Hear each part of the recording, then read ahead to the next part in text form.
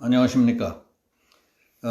위안부 문제를 다루는 정의원조차 건드릴수록 악취만 나는가, 어수룩해 보이는 세상은 그렇게 녹록지 않다 하는 제목으로 말씀드리겠습니다. 우리 사회에도 비영리 민간단체들이 많습니다. 비영리 민간단체들은 처음 시작할 때에는 좋은 취지와 명분을 내걸고 어렵고 소외된 이웃을 돕겠다는 순수한 마음으로 출발하지만은 하다가 보면은 부작용이 누적되거나 이상한 방향으로 변질되는 경우가 적지 않습니다. 일본군 위안부 피해자 단체인 정대협의 후신인 정의연에서 최근에 다시 불거져 논란에 휩싸인 것도 출발 당시의 취지와는 전혀 다른 모습으로 변질돼서 생긴 겁니다. 이번 일은 정의연과 깊숙이 관계를 맺어오던 위안부 피해자인 이용수 할머니의 폭로로 시작됐습니다. 이용수 할머니는 며칠 전 기자회견을 통해 위안부 문제 해결을 촉구하는 수요 집회에 대해 증오와 상처만 가르친다. 성금도 피해자들에게 쓴 적이 없고 어디에 쓰이는지도 모른다. 더는 참석하지 않겠다고 했습니다. 집회를 주도해온 정의기억연대 정의연에 대해서는 30년 동안을 속을 만큼 속았고 이용당할 만큼 당했다고 했습니다. 이번 총선에서 더불어시민당 비례대표로 당선된 윤미향 전 정의원 이사장에 대해서는 사욕 때문에 애먼데를 갔다고 했습니다.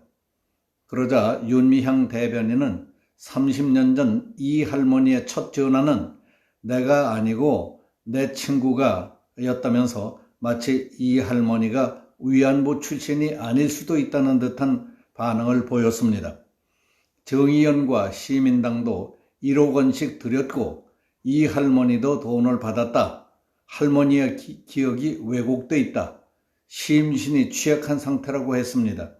이 할머니가 치매에 걸렸다는 뜻인 겁니다. 이용수 할머니는 미 의회에서 피해 사실을 증언함으로써 위안부 결의안 채택에 결정적 역할을 한 바 있습니다. 그리고 문 대통령은 이 할머니를 한미 정상회담 때 국빈 만찬에 초대하기도 했었습니다.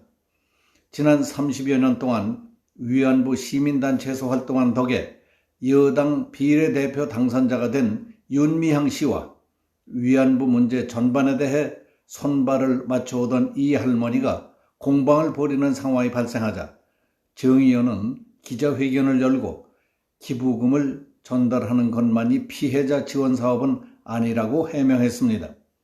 정의연 측이 설명한 기부금 사용처는 피해자 소송 지원, 국내외 증언활동 지원, 수요집회, 나비기금, 전쟁과 여성 인권박물관, 평화비 건립 등입니다.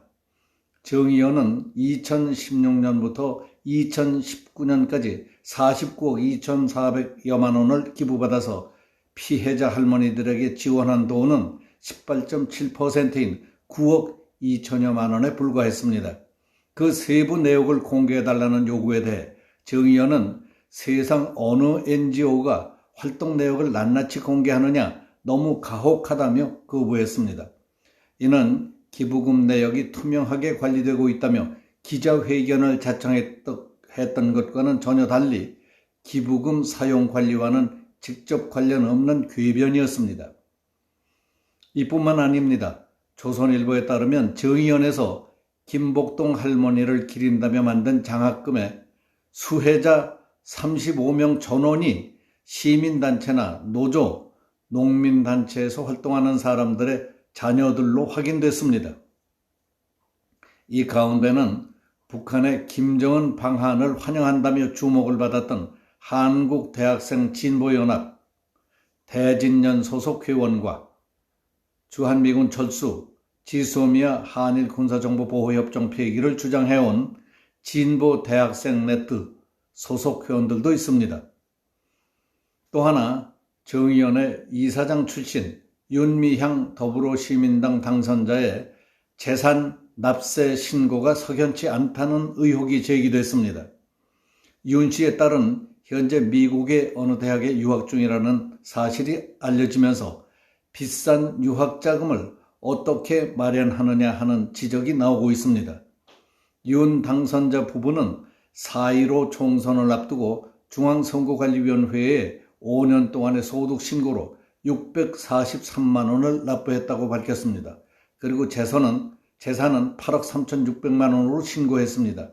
참여연대 출신 김경률 회계사는 높게 추정한다고 하더라도 윤 씨 부부의 연수입은 합산하면 5천만 원 정도일 듯 하다며 유학 비용을 어떻게 마련했는지 의구심이 든다고 했습니다. 정대협이 발족될 당시인 1990년 11월 당신들은 간판을 내걸며 위안부 피해자들의 인권 회복과 한일 간의 왜곡된 역사를 바로잡기 위해 정대협을 발족한다고 했습니다.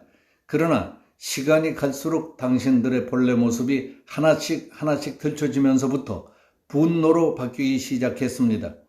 좀 더 거칠게 말하면 당신들은 언제 죽을지 모르는 위안부 할머니들을 역사의 무대에 앵벌이로 팔아 배를 불려온 악당들입니다.